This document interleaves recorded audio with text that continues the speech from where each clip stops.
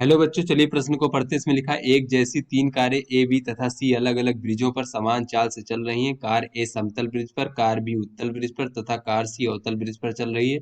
जब कारें ब्रिज के ठीक बीच में रहती हैं तो उन पर अभिलंब बल एफ ए, एफ बी और एफ सी है। तो बच्चों इसमें से सही विकल्प का चयन करना है बच्चों। तो ये हमारा बहुविकल्पीय प्रश्न है। तो चलिए बच्चों, पहले इस प्रश्न की मूल अवधारणा को हम देख लेते हैं बच्चों। तो इस प्रश्न की मूल अवधारणा ये है कि कोई वस्तु जो है बच्चों इस प्रकार से अगर वृत्तीय पथ पर गति करती है बच्चों, तो उससे अभिकेंद्र बल की आवश्यकता होती है बच्चों। ये अभिकेंद्र बल जो है ये केंद्र की ओर बच्चों इस प्रकार से लगता है वस्तु पर। और बच्चों ये अभिकेंद्र बल का मान होता है एम वी का वर्ग भागे बच्चों आर। आर क्या है? वृत्तीय पथ की त्रिज्या है बच्चों। और ये एम क्या है? वस्तु का द्रव्यमान है। और वी क्या है बच्चों? उसकी चाल है इस प्रकार से। तो बच्चों चलिए अपने प्रश्न, ये अभी जो हमारा अभिकेंद्र बल होता है बच्चों, ये हमारा किसी भी प्रकार से प्राप्त हो सकता है, चाहे वो गुरुत्वाकर्षण बल से प्राप्त हो जाए, चाहे अभिलंब बल से प्राप्त हो जाए, या फिर घर्षण बल, तनाव बल, किसी भी तरीके से ये प्राप्त हो सकता है। तो चलिए बच्चों इस प्रकार से अपने प्रश्न को हल करते हैं। तो यहाँ पर बच्चों एक समतल ब्रिज है जिस पर हमारी कार ए चल रही है बच्चों, और एक हमारा बच्चों उत्तल ब्रिज है इस प्रकार से जिस पर बच्चों कार बी चल रही है। और जब मध्य स्थिति में जब होती है तब हमें देखना है बच्चों क्या होता है अभिलंबन। और बच्चों ये अवतल ब्रिज है जिसमें बच्चों हमारी कार सी चल रही है और तीनों की चाल समान है बच्चों, वी मान लेते हैं तीनों की चाल। तो यहाँ पर बच्चों देख लेते हैं, यहाँ पर बच्चों नीचे की ओर गुरुत्वाकर्षण बल mg लगेगा, और बच्चों सभी जगह पर नीचे की ओर गुरुत्वाकर्षण बल mg इस प्रकार से लगेगा। और बच्चों यहाँ पर ऊपर की ओर अभिलंब बल fa दिया गया है, और यहाँ पर ऊपर की ओर अभिलंब बल fb दिया गया है, और यहाँ पर ऊपर की ओर अभिलंब बल fc दिया गया है। और तीनों के बारे में बच्चों हमें बताना है।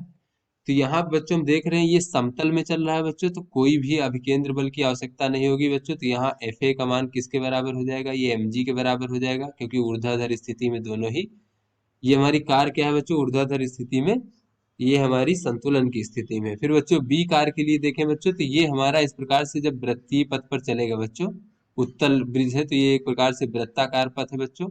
तो इसका केंद्र बच्चों नीचे की ओर होगा, तो बच्चों इस पर नीचे की ओर एक अभिलंब अभिकेंद्र बल लग रहा होगा बच्चों, क्योंकि वृत्तीय पथ पर गति करने में हमें एक अभिकेंद्र बल की आवश्यकता होती है जिसकी दिशा सदैव केंद्र की ओर होती है बच्चों।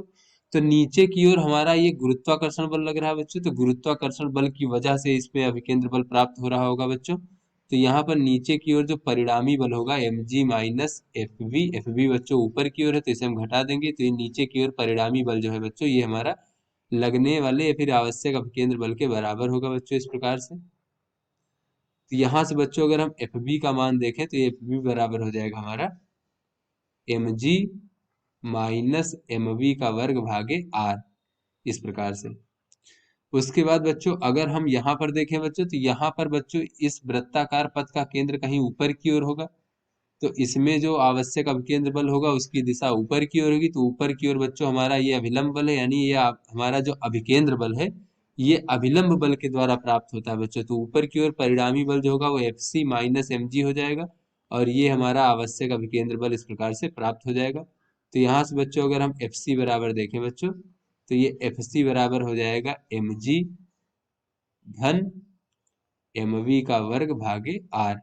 तो यहाँ से बच्चों हमने तीनों के मान देख लिए, ये हमारा एफ ए है, ये हमारा एफ बी है, और ये हमारा एफ सी है। तो बच्चों ये एफ ए एम जी है खाली, और एफ बी में एम जी में से कुछ घट रहा है, इसमें एम जी में कुछ जुड़ रहा है, यानी एफ सी का मान सबसे अधिक है। एफ सी का मान बच्चों सबसे अधिक है, उसके बाद भी बच्चों हमारा एफ ए है, फिर सबसे कम जो है ये एफ बी का मान है। ये हमारा निष्कर्ष निकला। तो चलिए बच्चों अपने विकल्पों को देखते हैं। तो बच्चों ये जो सी विकल्प है कि एफ सी तीनों में अधिकतम है, ये बच्चों हमारा सही विकल्प है।